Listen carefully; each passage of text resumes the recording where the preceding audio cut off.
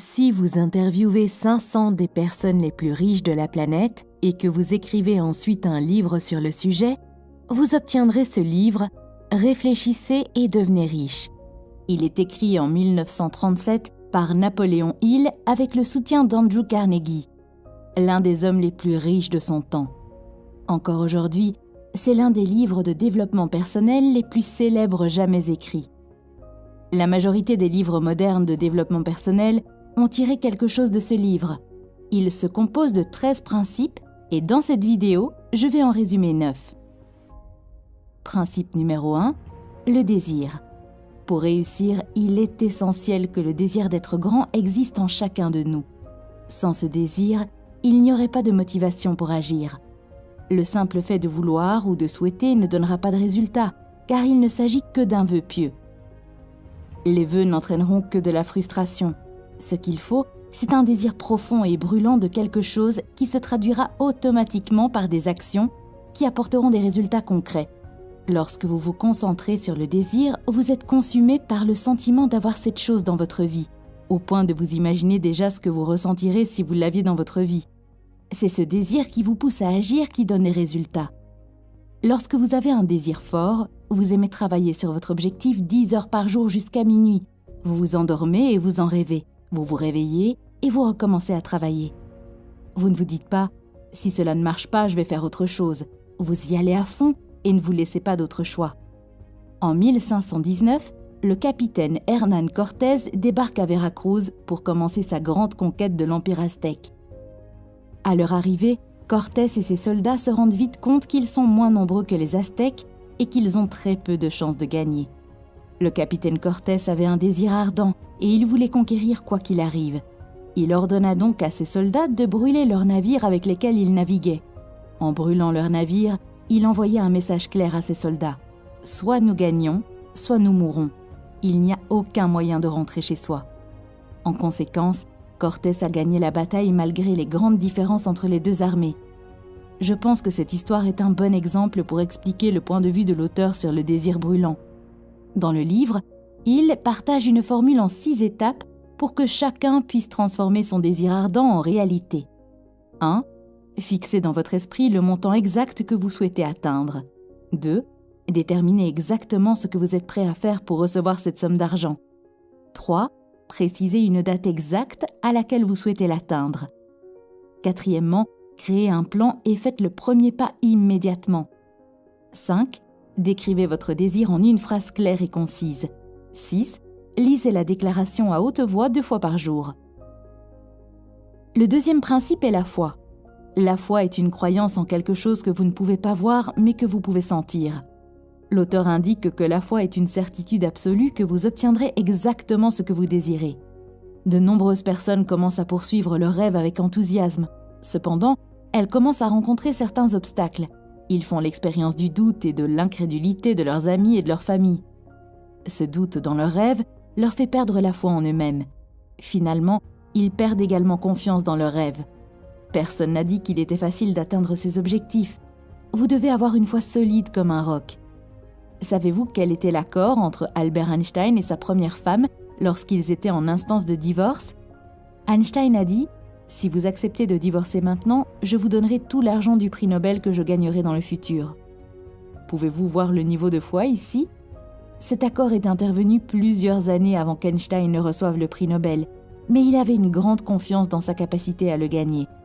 C'est le type de foi dont Napoléon Hill parle dans son livre. La foi peut aussi être négative. L'auteur dit « Si vous pensez que vous êtes battu, vous l'êtes. Si vous pensez que vous n'osez pas, vous n'osez pas. Si vous aimeriez gagner, mais pensez que vous ne pouvez pas, c'est presque une certitude que vous ne le ferez pas. La vie est une bataille, et dans cette bataille, les vainqueurs ne sont pas les plus forts ni les plus rapides. Tôt ou tard, l'homme qui gagne est celui qui pense qu'il peut. » Le troisième principe est appelé autosuggestion. L'autosuggestion est une technique qui consiste à s'enseigner à croire que l'on peut obtenir ce que l'on veut. Il écrit que pour activer l'autosuggestion, vous devez vous asseoir dans un endroit paisible et tranquille et lire votre déclaration 2 fois par jour. Visualisez et croyez que vous avez déjà réalisé votre désir. Pendant que vous visualisez, essayez d'impliquer plus de sens. Par exemple, Si votre déclaration concerne l'achat d'une nouvelle voiture, en plus de la visualisation de la voiture elle-même, visualisez-vous assis dans la voiture, touchez le volant, écoutez le bruit puissant du moteur, sentez l'odeur de l'intérieur en cuir de la voiture. Voyez les visages heureux et fiers de vos parents pendant que vous les conduisez en voiture. Il y a quelques jours, j'écoutais le milliardaire X et il m'a dit que lorsqu'il envisageait d'acheter une voiture Rolls-Royce, il se rendait à un salon auto, s'asseyait dans la voiture et sentait le cuir afin de rendre ses visualisations plus fortes. Peut-être que maintenant vous vous dites que c'est une perte de temps. Cela ne peut pas marcher. Mais laissez-moi vous expliquer un fait. Votre cerveau ne fait pas la différence entre la réalité et l'illusion. Du point de vue du cerveau, jouer physiquement du piano et penser à jouer du piano est la même chose. Lorsque vous commencez à visualiser un objectif, vous semez la graine de cet objectif. Et lorsque vous le visualisez à plusieurs reprises, vous l'arrosez pour qu'elle pousse et vous donne des fruits.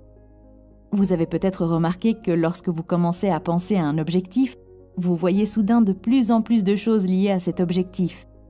Même si vous n'y pensez pas, votre cerveau commence automatiquement à diriger votre attention vers les choses qui sont liées à votre objectif.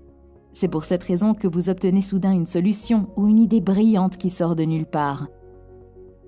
Le 4e principe concerne l'importance des connaissances spécialisées.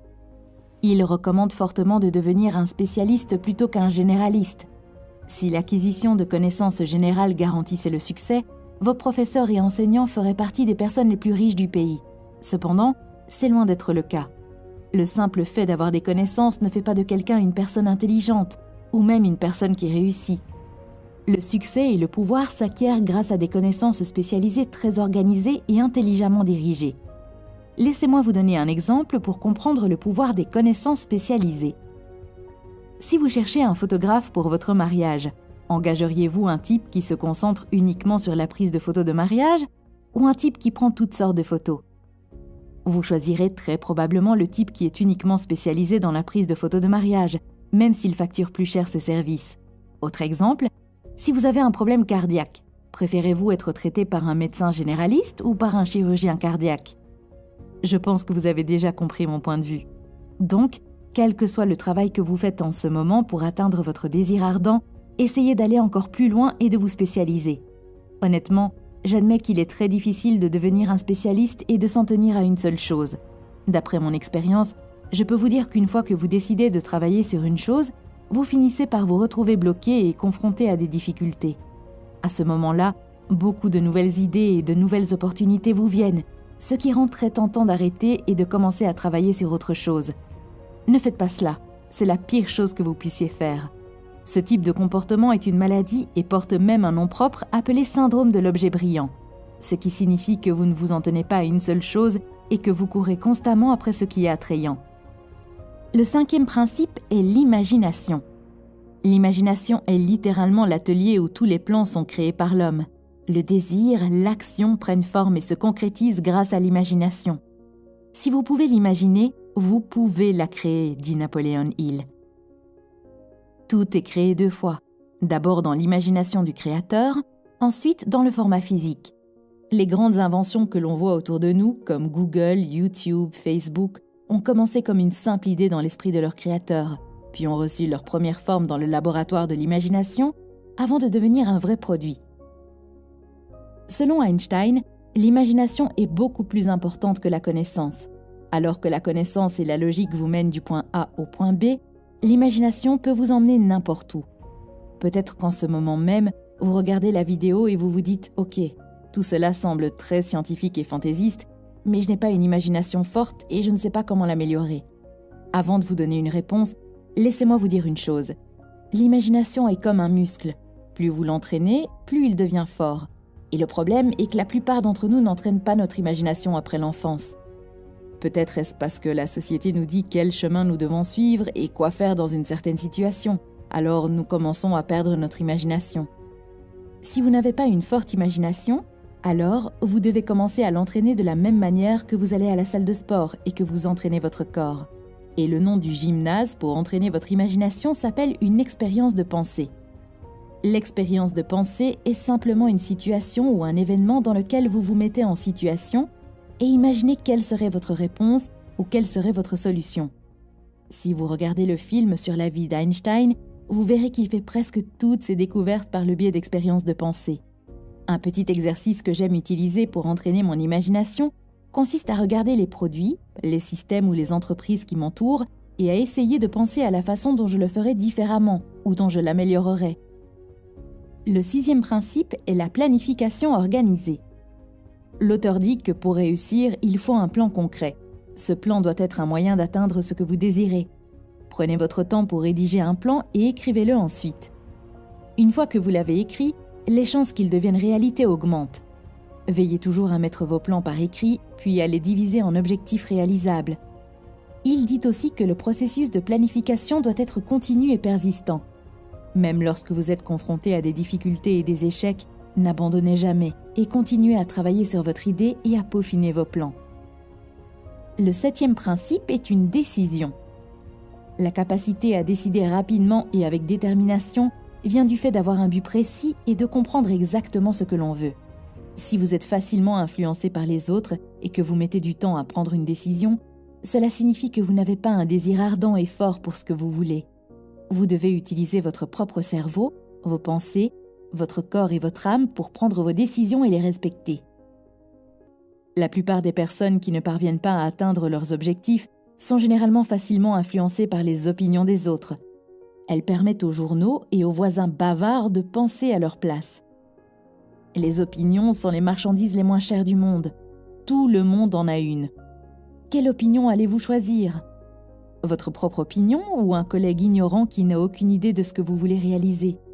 Même les parents, les proches et les membres de la famille vous feront du tort par le ridicule et les plaisanteries, alors qu'ils n'ont pas l'intention de le faire.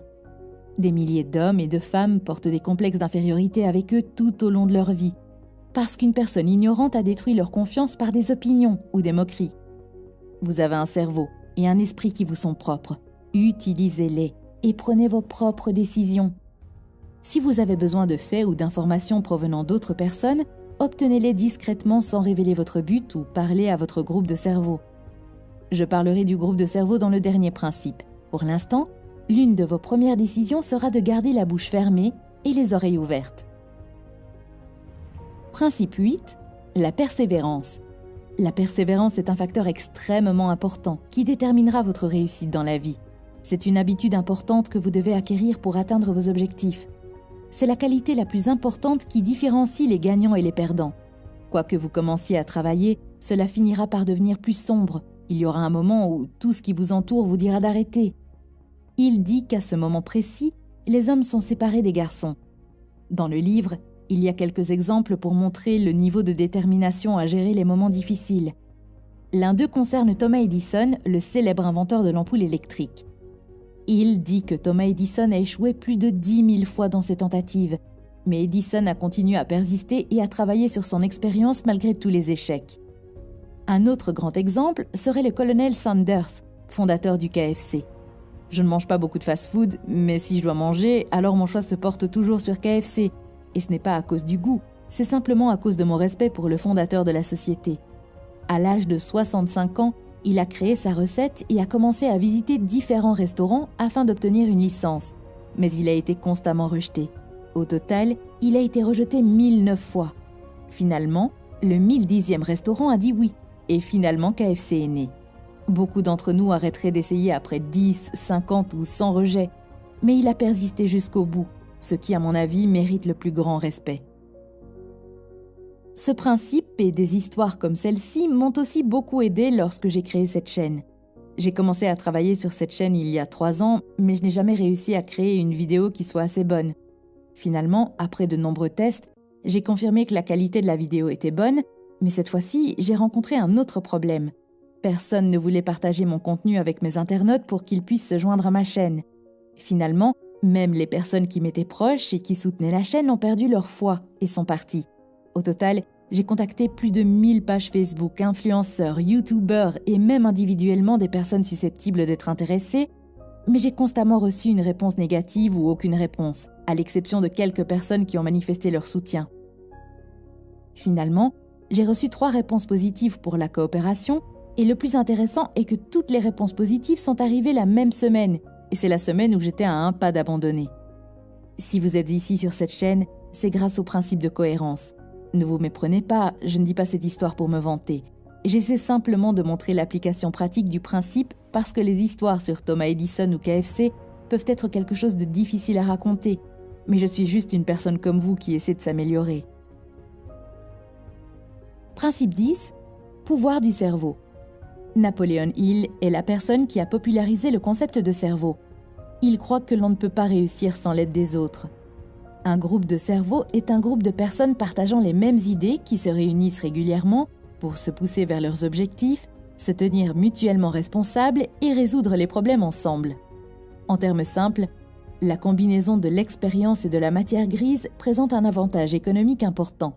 Par exemple, si vous êtes entouré de personnes partageant les mêmes idées et qui s'efforcent toujours de réussir et d'obtenir de meilleurs résultats, vous penserez et agirez de la même manière.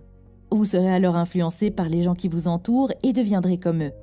D'autre part, lorsque vous vous entourez de personnes paresseuses et négatives, vous suivez le même schéma et devenez paresseux et négatif. Je suis sûre que vous avez entendu le dicton « Vous êtes la moyenne de 5 personnes avec qui vous passez la plupart de votre temps ». Si vous le pouvez, je vous recommande de lire le livre lui-même ou de regarder le film qui a été créé à partir de ce livre. Merci d'avoir regardé cette vidéo. À bientôt.